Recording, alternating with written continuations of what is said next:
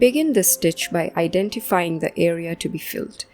Then start making diagonal stitches from one end of the pattern or the area to the other.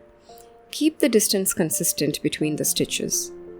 The trellis stitch is a laid work method that works great on even weave fabric. It is a perfect way to fill large areas and add texture.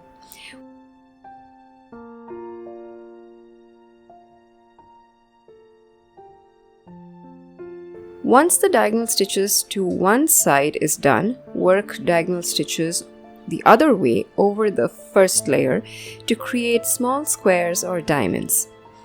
Some tutorials show the stitch as vertical and horizontal layers instead of diagonals. But I feel when working on regular fabric, laying the threads diagonally is much better.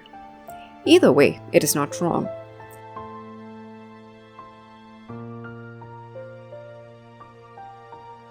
Now, after you have completed the laying of threads, it is time to couch them down at the intersections.